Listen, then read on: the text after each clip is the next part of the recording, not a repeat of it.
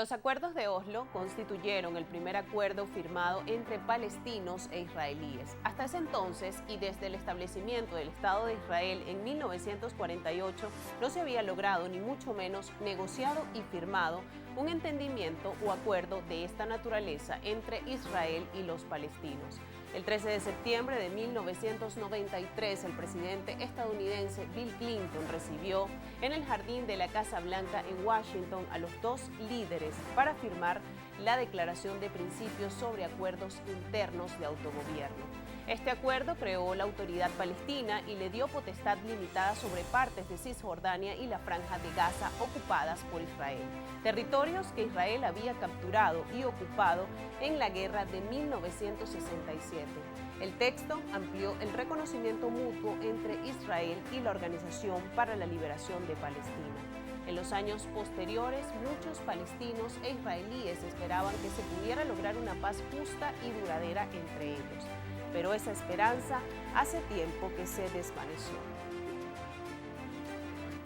Y en esta edición de Ampliamente analizamos precisamente cómo está la actualidad con respecto a los acuerdos de Oslo cuando el pasado 13 de septiembre se cumplieron ya 30 años de que se firmara este acuerdo de paz provisional. Y lo vamos a hacer esta noche, el análisis con el señor Gabriel Chocrón. Él nos va a ayudar a analizar todo lo que está alrededor de los acuerdos de Oslo, cómo está la actualidad actualmente con respecto a este intento de paz y si realmente pudo resolver en alguna medida el conflicto histórico entre israelíes y palestinos. Un placer saludarle, señor Gabriel. ¿Cómo está? Bienvenido. Un placer, Nastasia, un placer estar aquí contigo y con toda la gente de Globovisión. Lo decíamos en la introducción que esto fue un intento de establecer la paz en este conflicto tan sangriento que la verdad es que es uno de los conflictos más importantes del Medio Oriente. Con estos acuerdos de Oslo, ¿qué se pudo negociar con respecto a la paz y realmente surgieron efecto para apaciguar las tensiones y el conflicto?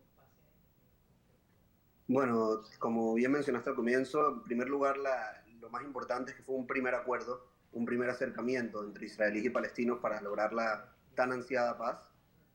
Los acuerdos de Oslo básicamente se dividen en dos partes. Un primer acuerdo, que es lo que es conocido como Acuerdo de Oslo I, que fue el firmado ahí en septiembre del año 1993, donde en primer lugar los palestinos reconocieron la existencia del Estado de Israel, que eso ya era un paso importante para poder avanzar en cualquier negociación. Por otro lado, Israel reconoció a la Organización de Liberación Palestina, la OLP, como representantes legítimos del pueblo palestino, lo que los dotaba entonces de la capacidad de negociar frente a Israel en nombre del pueblo palestino, y de esa forma también fueron reconocidos en todos los foros internacionales hasta hoy en día.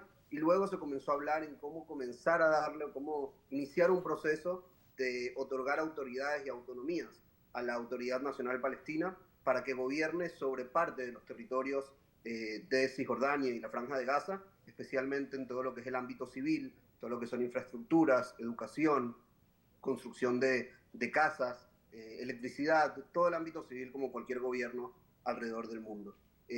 Esa primera parte fue una parte que fue un importante paso hacia la paz. Se sabía desde un comienzo que los acuerdos de Oslo no eran un acuerdo definitivo de paz, es decir, no era un punto y final a lo que era el conflicto palestino-israelí, sino debía ser un punto y seguido para poder, en base a eso, seguir avanzando en el proceso de paz. Y de hecho, luego en el año 1995 se firma lo que se llama el Acuerdo de Oslo II, también en el mes de septiembre, donde se comienza ya a dar una mayor autonomía a la Autoridad Nacional Palestina. De hecho, se divide todo lo que es el territorio de Cisjordania en lo que se llaman zonas A, B y C, donde las zonas A y B pasan a ser zonas que están en todos los ámbitos civiles gobernadas por la Autoridad Nacional Palestina, y donde en ese momento y hasta hoy en día viven ya 95% prácticamente de los palestinos, ya hoy en día viven bajo un gobierno de la Autoridad Nacional Palestina, y el resto de los territorios pasa a ser zona C, que es una zona donde la autoridad civil y de seguridad es israelí, y donde solamente es el único lugar donde hasta hoy en día viven israelíes en los territorios. No hay israelíes que viven en zonas A o B, y como decía, solamente un 5% de los palestinos viven en zona C.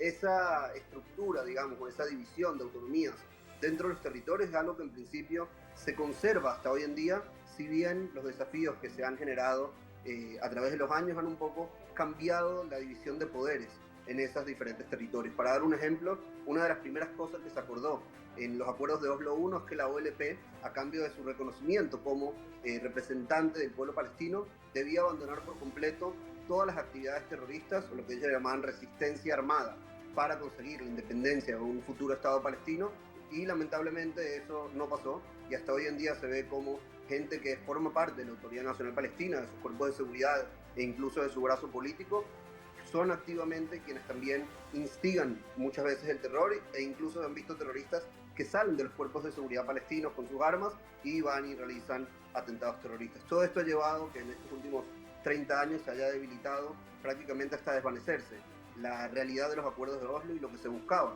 a través de los acuerdos de Oslo, y es momento en que tanto la sociedad civil israelí como la sociedad civil palestina, y por supuesto también a nivel político, se plantean cómo podemos revivir este proceso de paz para poder realmente construir un futuro mejor para nuestros hijos, para nuestros nietos. Estoy seguro que es algo que queremos todos, tanto de este lado en Israel como en el lado palestino. Lo cierto, señor Gabriel, es que la posible solución que podía llevar a cabo estos acuerdos al final no terminó de ser muy influyente con respecto a la intención de buscar la paz. Vamos a hacer una pequeña pausa en este análisis.